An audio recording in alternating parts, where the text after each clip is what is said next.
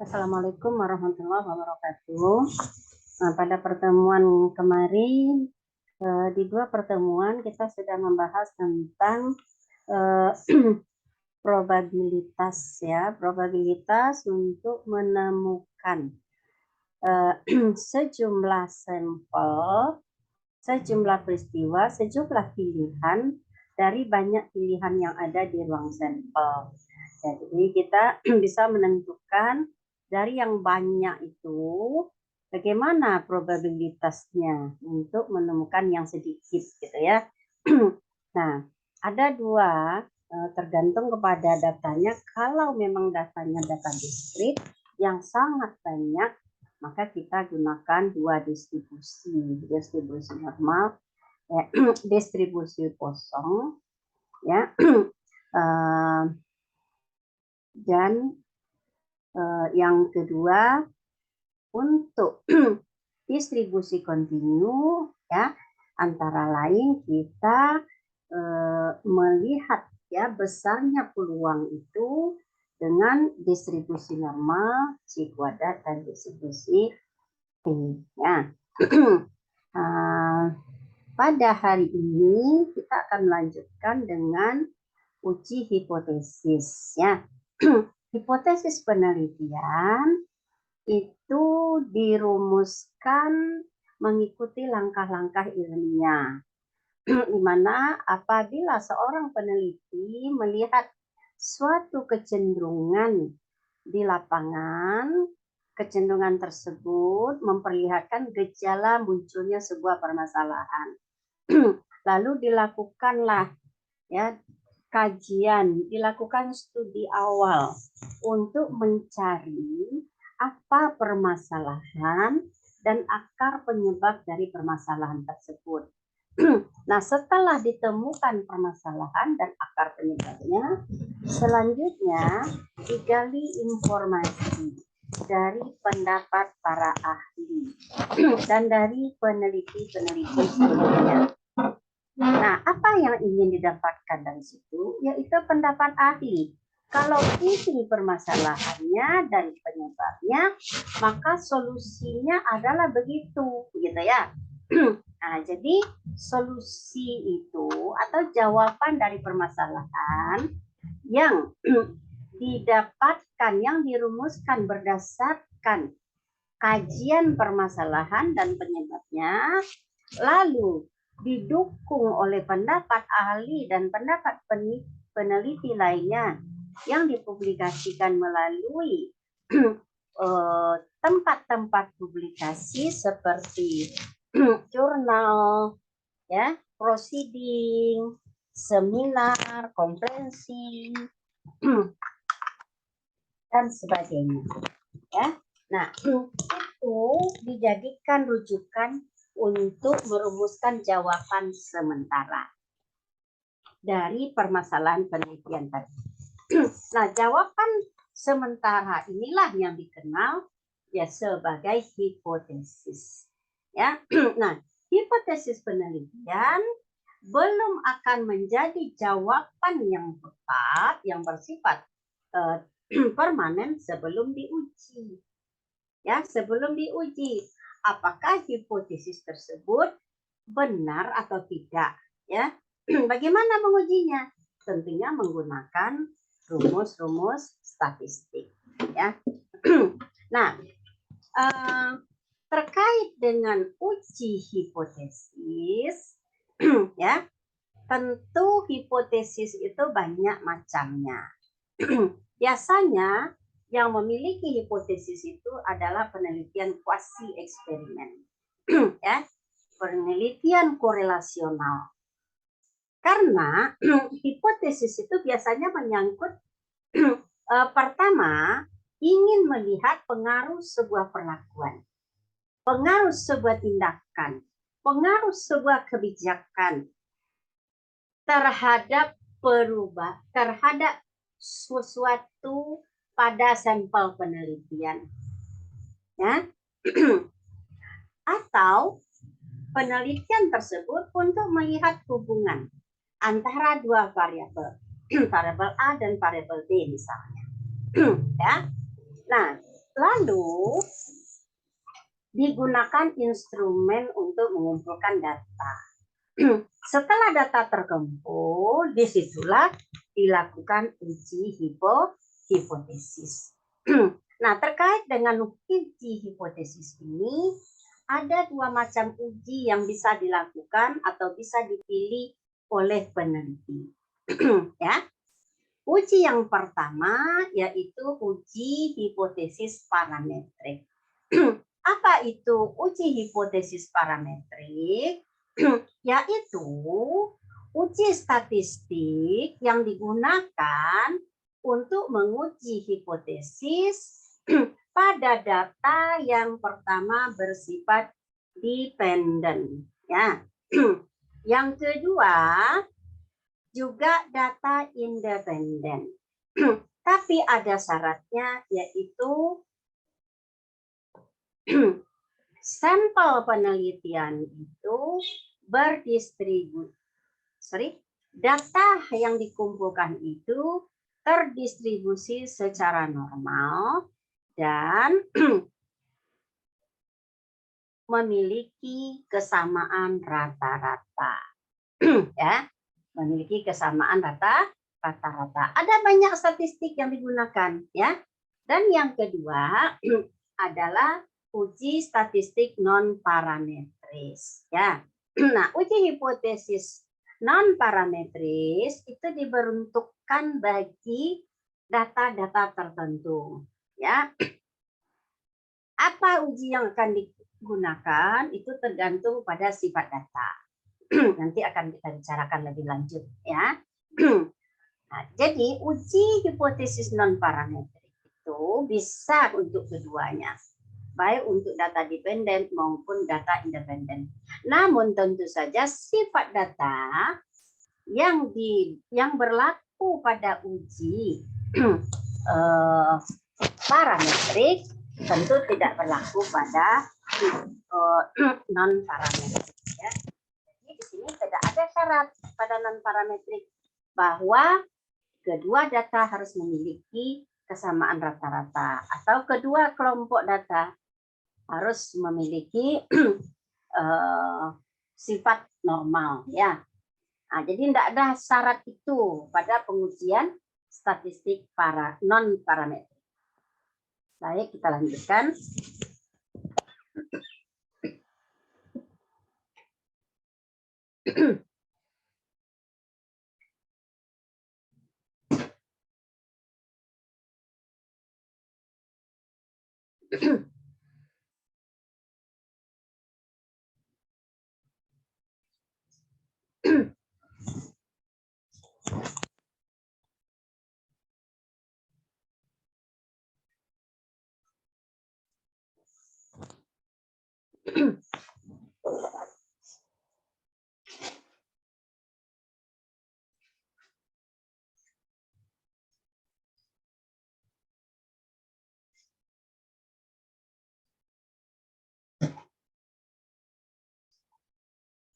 Ya, kita lanjutkan. Nah, bagaimana kita memilih? Nah, ini langkah-langkah awalnya. Ini langkah awal. Kita lihat dulu sifat data. Apakah datanya itu berupa data interval atau rasio, atau datanya itu nominal atau ordinal. Kalau datanya berbentuk data interval atau rasio, maka kita akan menguji ya dengan menggunakan statistik parametrik. Tapi kita uji dulu apakah dia normal atau tidak. Kalau normal, ya, kalau data rasio atau interval ini normal, maka kita gunakan uji yang berikutnya. Apakah termasuk data kelompok besar atau kecil? Kalau besar, uji parametrik. Ya. Jadi di setiap langkah ini, di setiap langkah uji ini, kita akan menetapkan parametrik atau non parametrik. Jadi kalau umpamanya datanya nominal atau ordinal, mau sampel kecil atau besar, kita mengujinya dengan statistik non-parametrik. Tapi untuk data interval dan rasio hanya berlaku untuk data yang tidak terdistribusi normal. Kalau tidak normal distribusinya, itu dia ke statistik non-parametrik. Atau dia termasuk kelompok yang jumlahnya sedikit atau kecil, dalam hal ini batasnya 30, berarti kecil dari 30, statistiknya non-parametrik. Ya.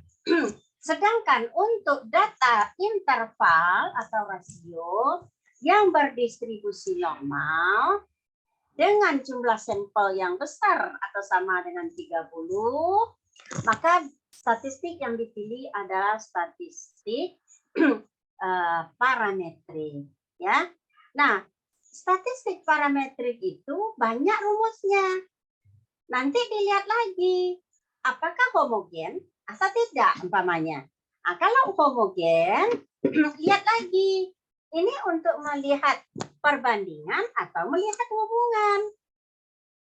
Ya, nah, melihat perbandingan atau hubungan. Kalau perbandingan lain statistiknya. Kalau hubungan beda lagi statistiknya.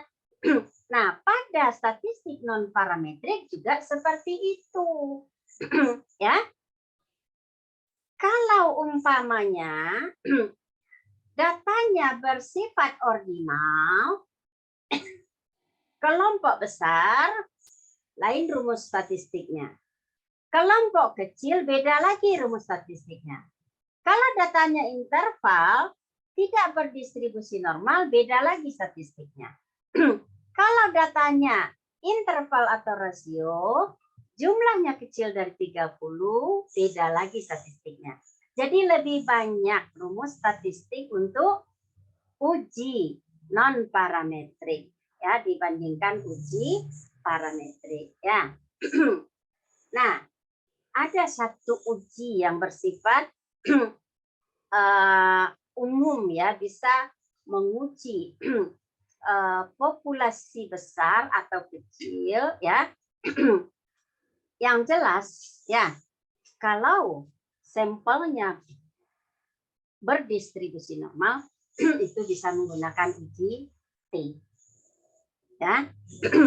Nah, biasanya rumusan hipotesis penelitian itu terkait dengan tujuan penelitian. Ada dua kelompok tujuan penelitian yang menuntut perbedaan analisis statistik. Yang pertama, statistik deskriptif.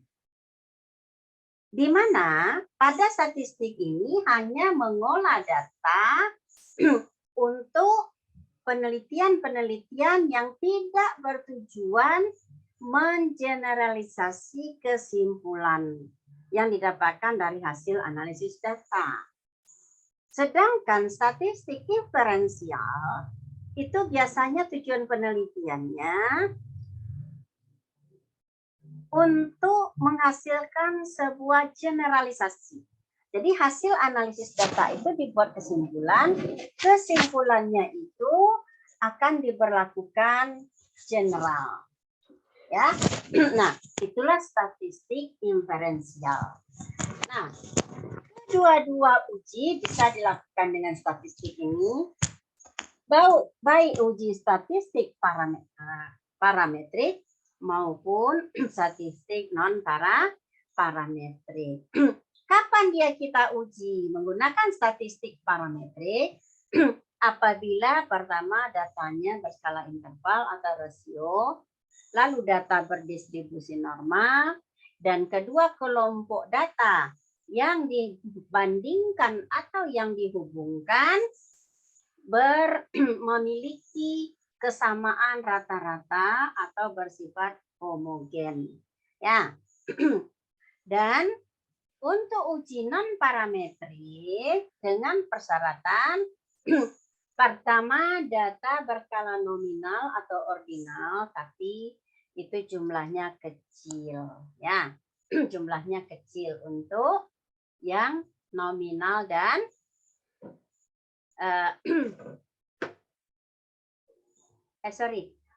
nominal itu baik kecil maupun besar. Sedangkan data yang berskala interval dan rasio bisa juga diolah dengan statistik non-parametrik, tapi apabila jumlahnya kecil dan berdistribusi tidak normal. Ya, dan tentunya juga syarat lagi tidak memiliki kesamaan rata-rata. Jadi tidak harus ya, tidak harus diolah menggunakan statistik homogen. Ya, kalau memang tidak memiliki kesamaan rata-rata, berarti pilihlah statistik non parametrik untuk mengolahnya. Oke. Nah, lalu kita lihat. Tadi sudah Ibu sampaikan bahwa banyak jenisnya data dan tentu membutuhkan statistik yang berbeda. Ya. Kita melakukan uji hipotesis seperti Ibu sampaikan tadi untuk dua kebutuhan atau dua keperluan. Pertama untuk uji beda, kedua untuk uji banding ya atau komparasi. Untuk uji beda ya, dua kelompok yang berhubungan artinya dua kelompok data tersebut berasal dari sumber yang sama. Misalnya, Ibu memberikan perlakuan kepada mahasiswa yang mengikuti mata kuliah statistik, ya, berupa penggunaan project based learning dengan tujuan melatih kemampuan menyelesaikan masalah penelitian pembelajaran fisika menerapkan ilmu statistik. Nah, itu harapannya. Maka, ya, Ibu terlebih dahulu sebelum perlakuan menilai kemampuan mahasiswa yang disebut sebagai pretest. Lalu Ibu berikan perlakuan menerapkan PJDL, Ibu ukur lagi. Ibu lakukan post-test. Nah, pretest dan post-test ini bersumber dari mahasiswa yang sama. Nah, data seperti itu kita sebut sebagai data berhubungan. Jadi, uji beda yang dimaksudkan di sini adalah perbedaan sebelum dengan setelah diberi perlakuan. Oke. Untuk uji beda dua kelompok berhubungan ini, statistik parametriknya menggunakan uji T dan uji T berpasangan. Ya. Sedangkan untuk statistik non parametriknya, karena jenis datanya nanti tidak satu macam, maka dibutuhkan pertama uji Sain, kedua uji Wilcoxon, dan ketiga uji McNemar. Lalu yang kedua, uji beda antara dua kelompok yang bebas atau tidak berhubungan. Ibu mengajar di dua kelas statistik, ya, kelas A dan kelas C. Ya, Ibu ingin melihat pengaruh project based learning terhadap hasil belajar mahasiswa pendidikan fisika dalam mata kuliah statistik. Lalu Ibu tetapkan, ya, Ibu tetapkan bahwa dari 5 kelas itu, Ibu memilih 2 kelas A dan C. Apa alasannya? Karena kedua kelas ini tidak memiliki perbedaan rata-rata. Jadi dari awal umpamanya kalau Ibu ingin melihat hasil belajar, Ibu lihat hasil belajar sebelumnya. Lalu Ibu uji normalitas, uji homogenitas. Nah, Ibu memilih 2 kelas yang homogen dari awal. Jadi artinya dari awal kedua kelompok ini tidak berbeda. Lalu Ibu berikan perlakuan salah satu yaitu di kelas A. Sedangkan kelas C tidak Ibu berikan perlakuan. Dia tetap dengan pembelajaran seperti pembelajaran sebelumnya. Lalu Ibu memberikan tes. Setelah Ibu selesai memberikan perlakuan kepada kelas A, kepada C soal yang sama juga Ibu berikan, Ibu lakukan tes. Nah, Ibu ingin melihat ya pengaruh penggunaan PJBL itu terhadap hasil belajar dengan cara membandingkan yang menggunakan PJBL dengan yang tidak menggunakan PJBL. Nah, uji seperti itu yang disebut sebagai uji untuk dua kelompok yang saling bebas. Ya, untuk statistik non parametrik kita membutuhkan uji T independen atau uji T tidak berpasangan. Ya, atau uji T saling lepas. Sedangkan untuk statistik non parametrik ya, untuk uji hipotesis dua kelompok data yang saling bebas atau tidak berhubungan, dibutuhkan uji Mann-Whitney-Yu, Kolmogorov-Smirnov, Wilcoxon-Ranson, Rundle-Wolf-Morris, dan Chi-square. Ya. Lalu berikut uji untuk perbandingan. Ya. Uji lebih dari dua kelompok sampel. Misalnya, ya, misalnya Ibu ingin melihat, ya, Ibu ingin melihat apakah terdapat perbedaan, ya, peminat siswa atau motivasi siswa belajar statistik di kelas A, B, C, dan D. Ya.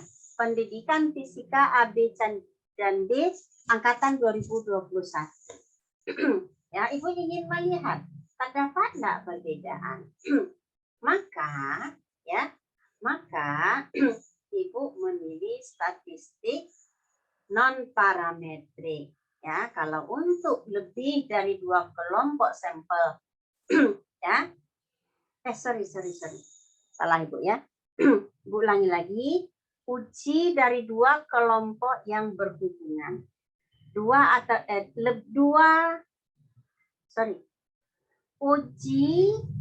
uji hipotesis untuk dua kelompok lebih, ya, yang saling berhubungan.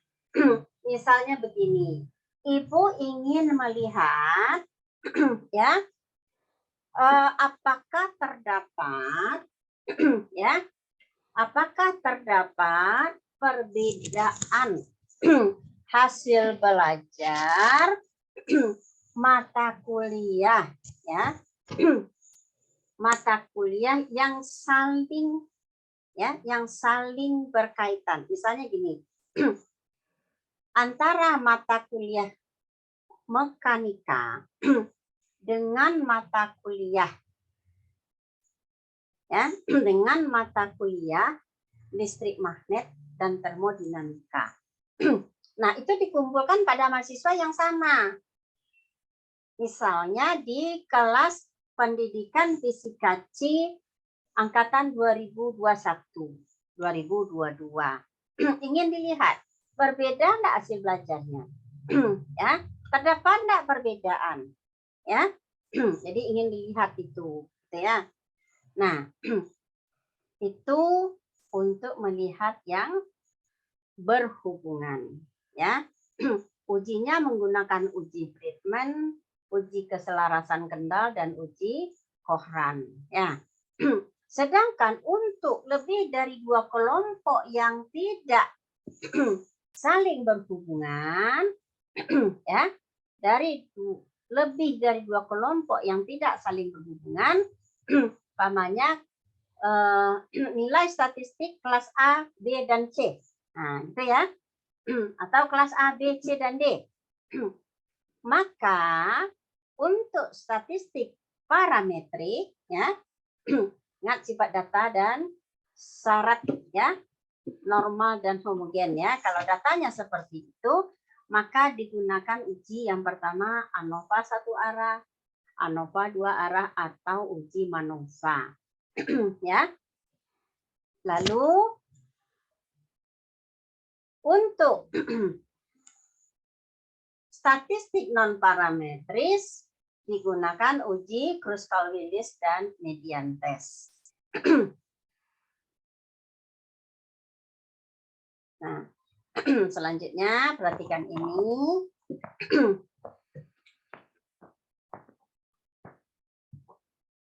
Ini uji asosiasi atau hubungan ya.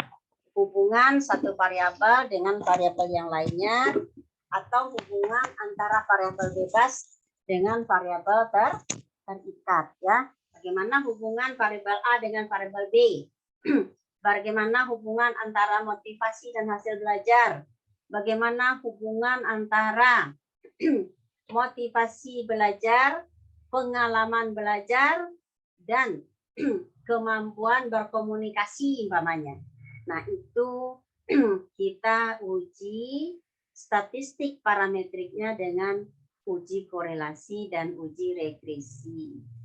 Ya. Dua-duanya untuk melihat hubungan. Tapi regresi mengkaji hubungan itu lebih dalam. Ya. Sedangkan untuk data ya yang harus diuji dengan statistik parametris itu diterapkan chi-square sebagai statistik untuk uji hipotesisnya. Lalu uji korelasi atau uji hubungan antara suatu variabel ya, suatu variabel yang mana variabel A dan variabel B itu berhubungan, lalu data yang didapatkan itu berasal dari sumber yang sama, maka kita menggunakan uji Pearson dan uji korelasi product moment. Sedangkan untuk statistik non parametrik digunakan uji Spearman dan uji Kendall. Sedangkan untuk uji pengaruh ya, uji pengaruh digunakan regresi linier ya. Bisa regresi linier sederhana, bisa regresi linier berganda. Kalau linier sederhana itu untuk statistik parametrik dan linier berganda untuk statistik non parametrik ya. Lalu syarat berikutnya untuk uji hipotesis selain dari sifat data yang sudah kita sampaikan di atas, maka selanjutnya ada syarat lagi. Pertama, apabila data dari variabel-variabel yang dibandingkan itu dua-duanya bersifat kategori, data dari variabel pertama bersifat kategori, data variabel kedua juga bersifat kategori, maka uji statistik yang digunakan adalah uji chi kuadrat atau uji Fisher eksak. Apabila salah satunya kategori, yang lainnya numerik, maka kita gunakan uji T untuk dua kelompok. Kalau untuk kelompoknya yang lebih dari dua, kita gunakan uji ANOVA. Ya, apa contohnya? Ya, apa contohnya? Ini umpamanya minat terhadap pembelajaran fisika. Numerik contohnya hasil belajar fisika. Ya. Nah, sedangkan kalau numerik ya tahulah ya. Berarti number. Nah, berarti sama-sama angka. Ya. Jadi umpamanya keterampilan menggunakan alat ukur ya, pengetahuan tentang alat ukur. Nah, jadi itu kita menggunakan uji korelasi dan regresi ya. Nah, kalau kita sarikan dari apa yang sudah disampaikan tadi, maka pemilihan statistik untuk melakukan uji hipotesis mempertimbangkan ya. Yang pertama, apa tujuan penelitiannya? Kalau tujuan penelitiannya untuk menghasilkan sebuah kesimpulan yang bersifat general atau akan diterapkan secara general, maka itu kita memilih statistik inferensial. Ya. Sebaliknya, apabila tujuan penelitian itu tidak menghasilkan kesimpulan yang bersifat general, maka itu kita uji dengan statistik deskriptif. Ya, lalu dari sisi skala pengukuran, ya, apakah pengukuran tersebut, ya, apakah pengukuran tersebut berskala kecil atau besar, ya, apakah berskala besar atau kecil. Lalu selanjutnya berdasarkan sumber data, ya, berdasarkan sumber data, apakah kelompok data yang akan dicari hubungannya atau yang akan dibandingkan itu berasal dari sumber yang sama atau tidak. Kalau berasal dari sumber yang sama, maka kita akan mengolah dengan statistik, ya, statistik dependen atau berhubungan. Sedangkan data yang berasal dari kelompok berbeda atau dari sumber berbeda akan kita olah dengan statistik independen, ya, atau tidak saling berhubungan atau saling bebas. Ya. Lalu juga dilihat berapa jumlah kelompok yang dibandingkan. Apakah 2 kelompok atau lebih dari 2 kelompok, 3, 4 dan seterusnya? Nah, untuk statistik 2 kelompok itu kita pilih statistik yang sesuai. Yang lebih dari 2 ada lagi statistiknya. Ya.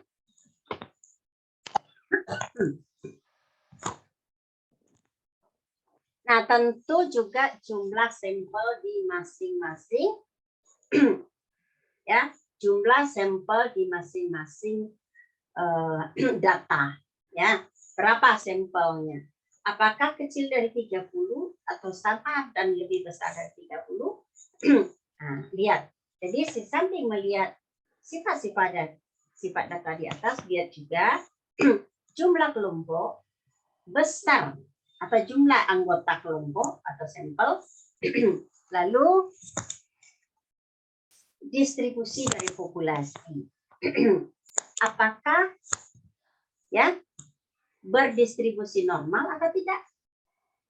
Kalau berdistribusi normal, nah ada statistiknya. Kalau berdistribusi tidak normal, ada rumus statistiknya, gitu ya. Jadi pilihannya tergantung pada hal-hal di atas.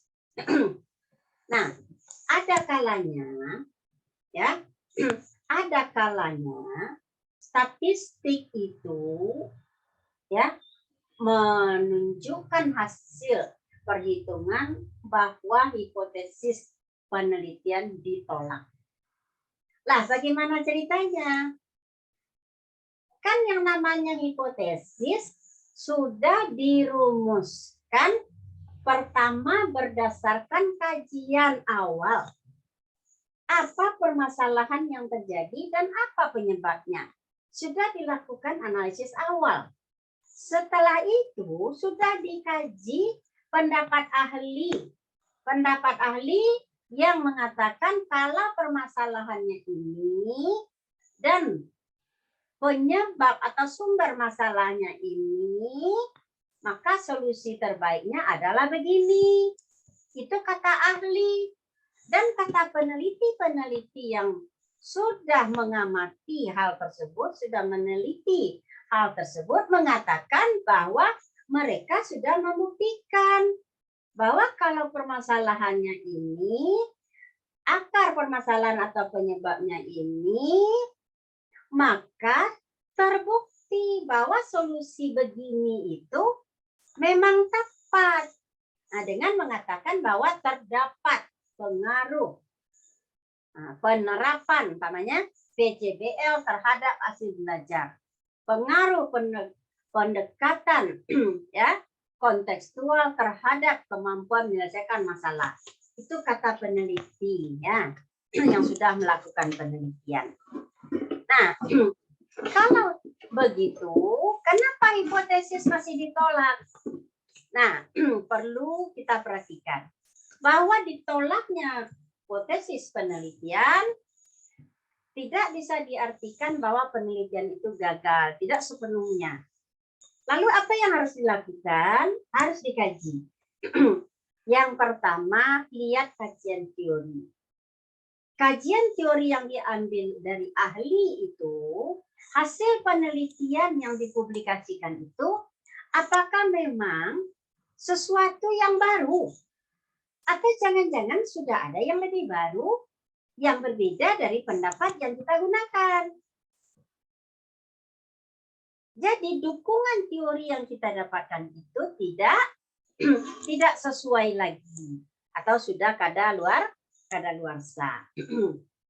Yang kedua, bisa jadi instrumennya tidak valid dan tidak reliable.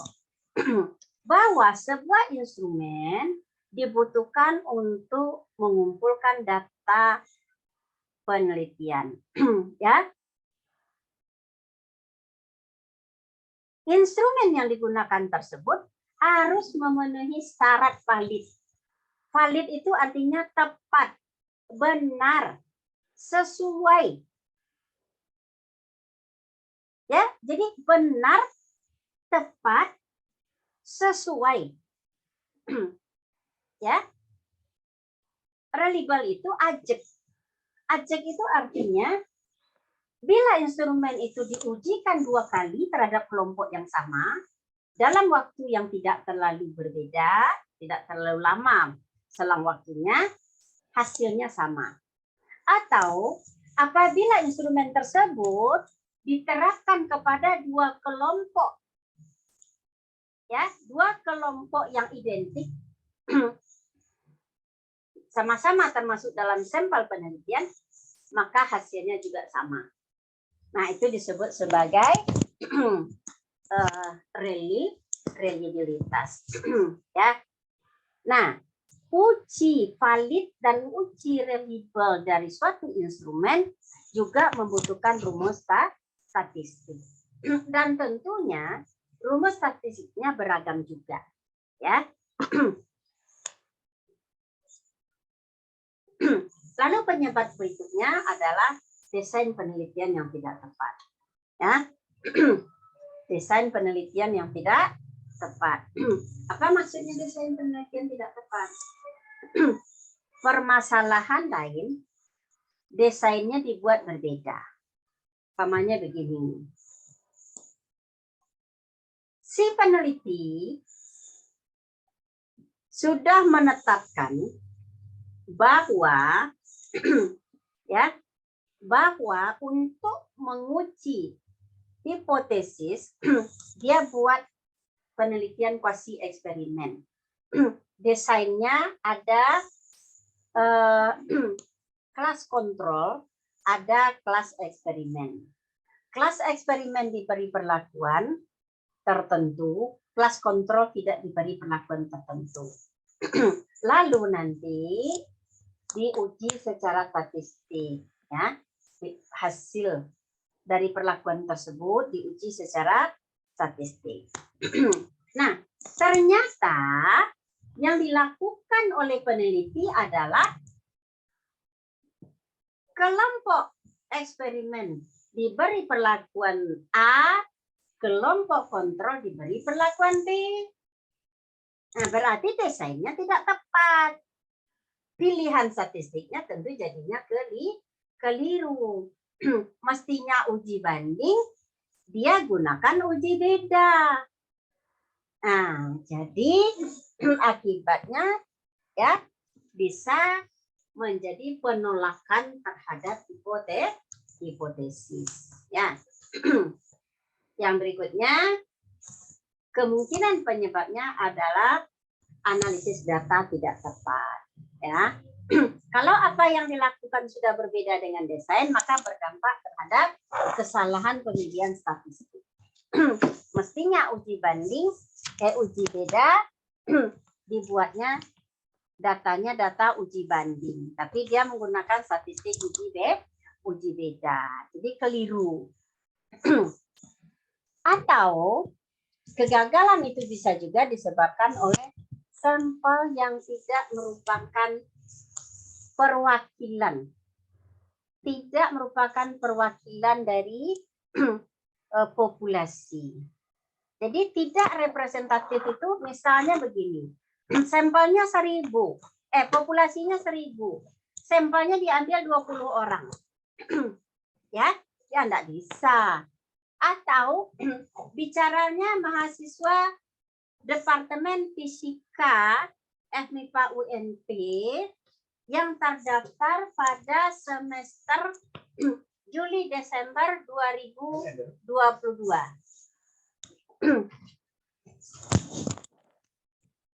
Ya, kalau mahasiswa Departemen Fisika yang terdaftar pada ya Juli Desember 2022 tentu setidaknya diwakili sampelnya oleh mahasiswa angkatan 2022, 2023, 2001, 2022, 2020, 2021, 2019, 2020.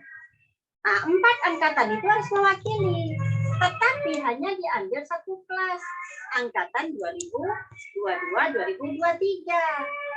Nah, maka sampel dikatakan tidak representatif. Atau contoh lain, Ibu ingin melihat ya persepsi mahasiswa tentang perkuliahan statistik di kelas C, ya di kelas C. Ibu mengambil hanya 2 mahasiswa. Tentu 2 mahasiswa tidak mungkin mewakili 30 mahasiswa. Tidak representatif. Makanya di dalam ilmu statistik ada rumus yang digunakan untuk menentukan jumlah sampel relatif terhadap jumlah populasi. Ya.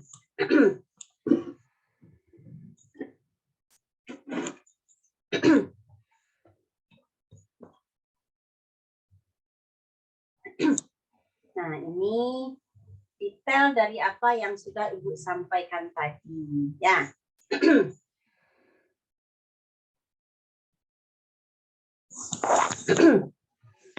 Nah, sebelum kita melakukan uji hipotesis, maka ada syarat ya. Kita terlebih dahulu melakukan uji persyaratan analisis. Ada 2 uji persyaratan analisis.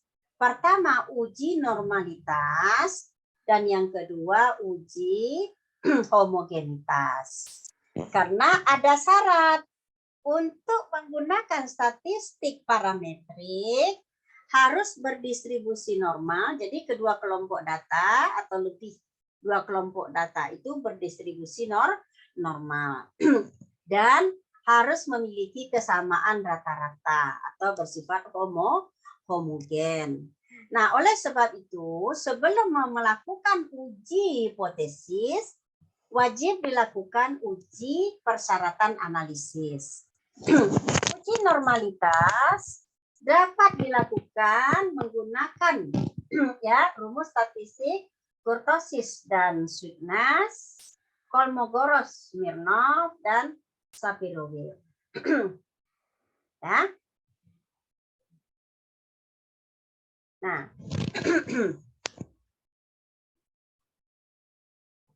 apabila distribusi data ya kita uji normalitasnya pada tingkat ya pada tingkat 0,05, maka syarat untuk berdistribusi normal nilai hitung harus lebih kecil dari nilai tabel atau nilai kritis pada tabel untuk taraf signifikan. Ya. Jadi dia dikatakan terdistribusi normal bahwa nilai hitung lebih kecil dari nilai tabel pada taraf signifikansi 5% atau 0,005 ya. Tapi apabila nilai hitung menggunakan rumus ya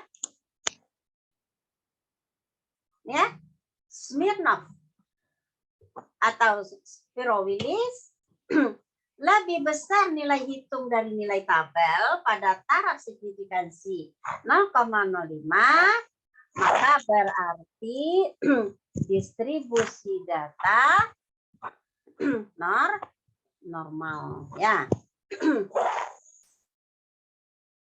Selanjutnya uji homogenitas. Uji homogenitas tentunya juga tergantung pada sifat dasar. Ya. Untuk penelitian-penelitian pendidikan, baik uji normalitas maupun uji homogenitas biasanya dilakukan pada taraf signifikansi 0,05 atau 0,01 atau 5% atau 1%.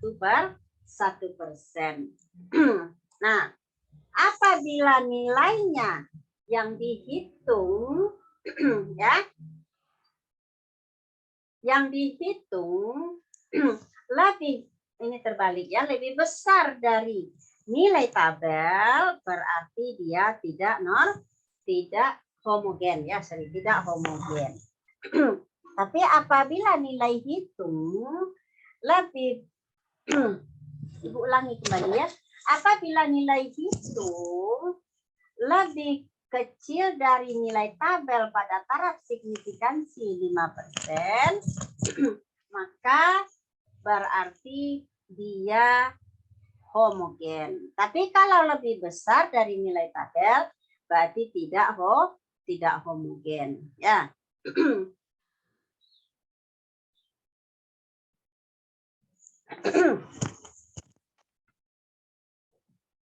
Berikut uji T ya untuk sampel berpasangan. Ya. Ibu sudah menyebutkan tadi contohnya uji pretest dan post test ya. Sampel data berasal dari sampel yang sama ya. Itu uji T. Nah, ini ya hanya untuk dependen. Namun bisa untuk kelompok kecil, bisa juga untuk kelompok besar. Ada rumusnya sendiri-sendiri uji T ya. Uji T untuk kelompok kecil dan uji T untuk kelompok besar.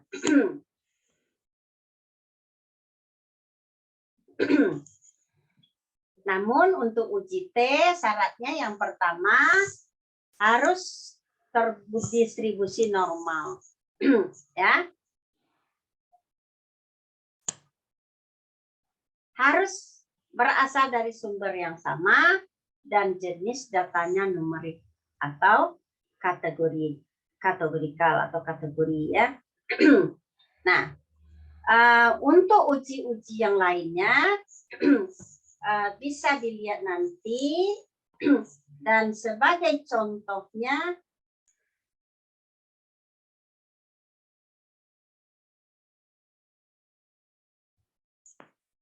bisa Ibu perlihatkan setelah ini ya.